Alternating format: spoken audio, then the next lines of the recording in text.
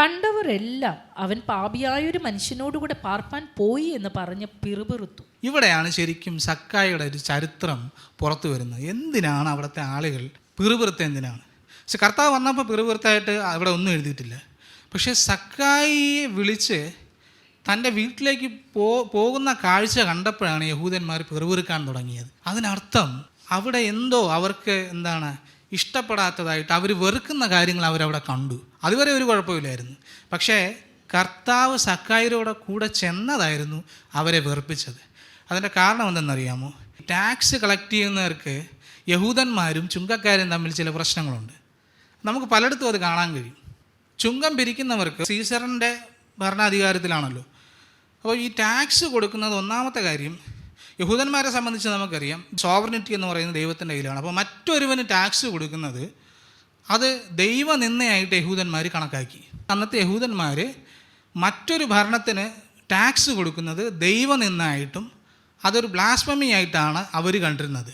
പക്ഷെ അതുകൊണ്ടാണ് സക്കായിയോട് ഇവർക്ക് അത്രത്തോളം വെറുപ്പ് വരാൻ കാരണമായത്. യഹൂദൻ ഒരു ചുങ്കക്കാരനെ കാണുമ്പം ഒന്നാമതായി അവൻ കാണുന്നത് ഇവനൊരു ദൈവനിന്ദകനാണ്. രണ്ടാമത് എൻ്റെ സമ്പത്ത് കട്ടുമുടിക്കുന്നവനാണ്. മൂന്നാമത് ഈ ചുങ്കം കൊടുക്കുന്നത് അല്ലെങ്കിൽ ഈ നികുതി കൊടുക്കുന്നത് ഒരർത്ഥത്തിൽ ഒരു അടിമത്തമായിട്ട് യഹൂദന്മാർ കണ്ടിരുന്നു. ഇത്രയും വെറുക്കപ്പെട്ട ഒരു സമൂഹത്തിൻ്റെ ഇടയിലാണ്, അല്ലെങ്കിൽ ഇത്രയും വെറുക്കപ്പെട്ട ഒരു കൂട്ടത്തോടാണ് കർത്താവ് വന്ന് സംസാരിക്കുന്നത്. ആ മനുഷ്യൻ മരത്തിൽ നിന്ന് വലിയ സന്തോഷത്തോടെ ഇറങ്ങി വന്നതിൻ്റെ കാരണം എന്തെന്നറിയാമോ? ഇതുവരെയും ആരും അങ്ങേരെ തിരിഞ്ഞു നോക്കിയിട്ടില്ല, ആരും സക്കായി എന്ന് വിളിച്ചിട്ടില്ല. അവൻ നിന്ദകനായിട്ടാണ് അവൻ്റെ സമൂഹം, അവൻ്റെ കൂട്ടത്തുള്ളവർ, അവൻ്റെ ഗോത്രത്തിലുള്ളവർ എല്ലാവരും അവനെ അറക്കപ്പെട്ടവരായിട്ടും അവനെ വെറുക്കപ്പെട്ടവരായിട്ടും കണ്ടപ്പം യഹൂദ അല്ലെങ്കിൽ ഇസ്രായേൽ കണ്ട ഏറ്റവും വലിയൊരു റബി വന്നിട്ട് വിളിക്കുകയാണ്, സക്കായിയെ വേഗം ഇറങ്ങി വാ. ഇങ്ങനെ കർത്താവിൻ്റെ മിഷൻ മുഴുവൻ നമ്മൾ പരിശോധിച്ച് കഴിഞ്ഞാൽ ആളുകൾ വെറുത്ത സ്ഥലങ്ങളിലേക്കാണ് കർത്താവ് ചെന്നത്. കർത്താവ് അങ്ങനെയുള്ളവരെ തന്നെയാണ് തിരഞ്ഞെടുത്തത്. കുഷ്ഠരോഗിയെ കർത്താവ് തൊട്ടു.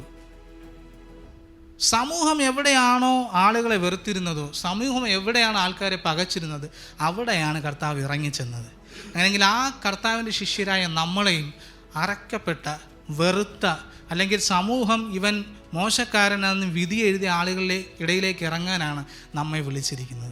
സക്കായിയെ പോലെ ഏതോ മരത്തിൻ്റെ മുകളിൽ അല്ലെങ്കിൽ എവിടെയൊക്കെ കുടുങ്ങിയിരിക്കുന്ന ആയിരക്കണക്കിന് സക്കായി നമ്മുടെ ചുറ്റുമുണ്ട്. ആളുകൾ തിരിഞ്ഞു നോക്കാത്ത, ആളുകൾ അറയ്ക്കപ്പെടുന്ന ഒത്തിരി ആളുകൾ നമുക്ക് ചുറ്റുമുണ്ട്. അവിടേക്ക് ഇറങ്ങി ചെല്ലാനാണ് കർത്താവ് നമ്മളെ വിളിച്ചിരിക്കുന്നത്.